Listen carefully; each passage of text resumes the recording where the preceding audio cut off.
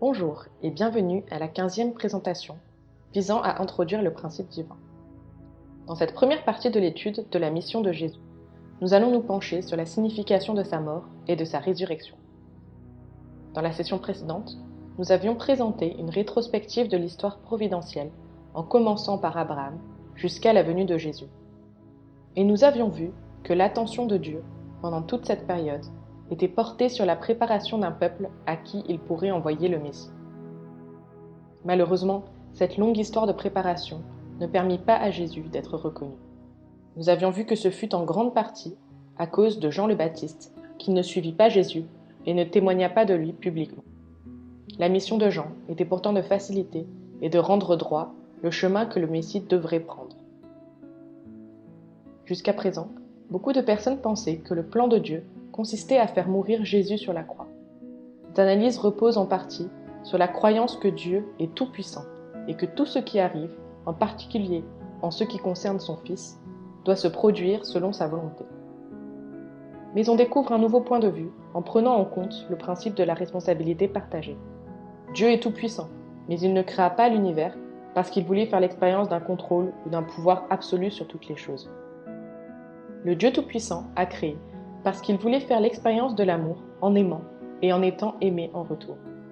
C'est pourquoi il créa un homme et une femme à son image, afin qu'ils vivent dans l'amour inconditionnel. Mais comme son choix idéal repose sur l'amour, Dieu ne peut pas et ne veut pas intervenir. Aimer est un choix qui demande de pouvoir exercer pleinement son libre arbitre. Ainsi, Dieu choisit de limiter son pouvoir afin de donner plus d'importance à l'amour. Aussi puissant que Dieu puisse être, il ne peut pas forcer ses enfants à lui retourner son amour. C'est pourquoi il ne put empêcher la chute d'Adam et Ève lorsqu'ils choisirent de suivre l'amour égoïste de l'archange plutôt que de rester fidèles à l'amour altruiste divin. De la même manière, Dieu envoie le Messie, mais ne peut forcer personne à l'aimer. La volonté divine s'accomplit, ou pas, en fonction de la réponse des êtres humains. Il y a toujours deux issues possibles.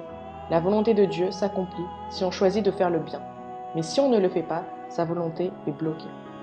Il devra donc recréer un fondement pour y arriver ultérieurement. Ceci explique pourquoi il y a deux prophéties concernant la mission de Jésus. Dans les chapitres 9 et 11, Ésaïe annonce que le Messie viendra comme un Seigneur de gloire pour établir l'idéal de Dieu. Alors qu'au chapitre 53, il dit que le Messie sera un Seigneur de souffrance qui donnera sa vie en rançon pour nos péchés.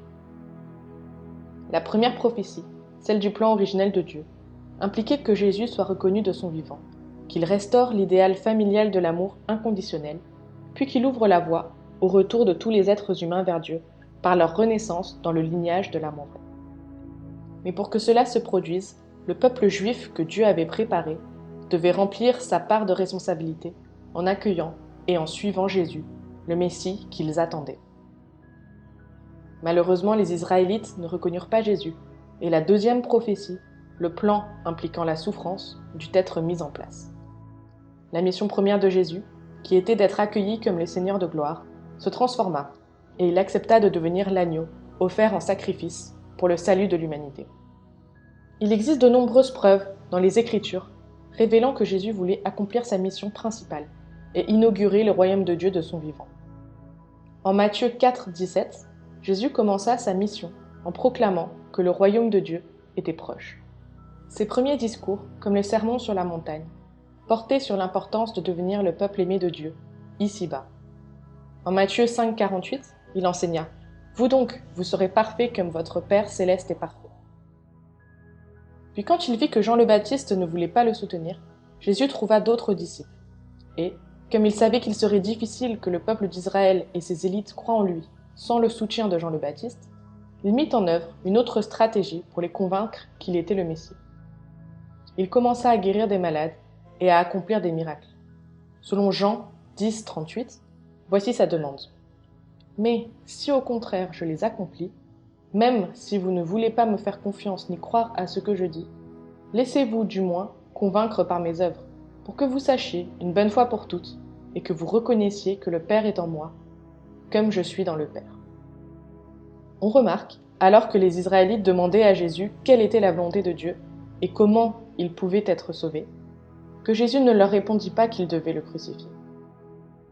Au contraire, en Jean 6, 29, Jésus répondit que faire l'œuvre de Dieu, c'est de croire en celui qui l'a envoyé. En Luc 18, 18 à 22, il enseigna que s'il voulait être sauvé, il devait le suivre. Et en Matthieu 10, 37 à 39, il leur dit que pour devenir ses disciples, ils devaient l'aimer, plus encore que leur propre vie. Et quand ses contemporains ne répondaient pas à ses attentes et se retournaient contre lui, quelle était sa réaction? Leur disait-il qu'ils accomplissaient la volonté prédestinée de Dieu? Non, il condamna ceux qui ne répondaient pas à ses enseignements. Comme il est rapporté en Matthieu 11, 20 à 24, où il proclama que les villes qui refusaient de se repentir, même après avoir été témoins de ces miracles, se retrouveraient au plus profond de l'enfer. Et en Matthieu 21, 33 à 46, dans la parabole des vignerons homicides, Jésus révéla que ceux qui le tueraient seraient sévèrement jugés par Dieu. Il condamna aussi les scribes et les pharisiens, en Matthieu 23, qui empêchaient ses contemporains de le suivre. Puis Jésus dit à Judas, le disciple qui prévoyait de le livrer aux autorités, Matthieu 26, 24, que s'il mettait son plan à exécution, il aurait mieux valu pour lui qu'il ne fût pas né. En Luc 19, 41 à 44, Jésus pleure sur Jérusalem, en disant que la ville de Jérusalem et ses habitants seraient détruits parce qu'ils n'avaient pas reconnu qui il était. Et enfin, quand Jésus était sur la croix, il demanda à Dieu de pardonner à ses contemporains de l'avoir crucifié. Pourquoi? C'était parce qu'ils commettaient un terrible péché. Ils agissaient contre la volonté de Dieu. Pour expliquer la signification de la crucifixion, Jésus, en Jean 3, 14, se compara au serpent que Moïse souleva dans le désert. À l'époque de Moïse, Dieu voulait que les Israélites le suivent afin qu'ils quittent l'Égypte, qu'ils traversent le désert et entrent dans le pays béni de Canaan. Cela correspond à cette autre attente de Dieu, désirant que le peuple d'Israël suive Jésus, afin qu'il puisse le séparer du péché et l'emmener dans le monde de l'idéal de Dieu. Mais dans le désert, les Israélites se retournèrent contre Moïse, et après avoir été mordus par des serpents venimeux, ils étaient condamnés à mourir. Pour les sauver, Dieu demanda à Moïse de soulever un serpent de bronze. De même, pour sauver le peuple juif lorsqu'il se retourna contre Jésus, Dieu permit que Jésus soit élevé sur la croix. Si nous examinons précisément ce passage, il est clair que Moïse n'éleva pas le serpent parce que c'était la volonté originelle de Dieu, mais plutôt parce que le peuple se retourna contre Moïse et avait besoin d'être sauvé. De même, Jésus ne fut pas élevé sur la croix parce que c'était la volonté originelle de Dieu, mais parce que le peuple d'Israël se retourna contre Jésus et avait aussi besoin d'être sauvé. À quel moment Dieu changea-t-il de plan? Et à quel moment Jésus réalisa-t-il, pour la première fois, qu'il devrait offrir sa vie sur la croix? Cela dut se produire assez vite, car Jean le Baptiste, qui devait être le disciple principal de Jésus, ne le soutint pas dès le début de sa mission publique. Selon les Écritures, c'est en Matthieu 16, 21 qu'il est dit qu'à partir de ce moment-là, Jésus commença à montrer à ses disciples qu'ils devraient aller à Jérusalem, subir de grandes souffrances, être tués et ressusciter le troisième jour. Mais pourquoi le second plan de Dieu nécessitait-il la mort de Jésus? Quel fut l'apport de sa mort sur la croix? Si le peuple d'Israël s'était uni à Jésus, s'il l'avait aimé, s'il l'avait cru en lui et l'avait suivi, il se serait séparé de Satan et serait venu du côté de Dieu, aussi bien spirituellement que physiquement. Malheureusement, même Pierre, son principal disciple, le renia 3 fois. Cela permit à l'archange de revendiquer une emprise encore plus grande sur l'humanité, qui faisait bloc avec sa volonté de tuer Jésus.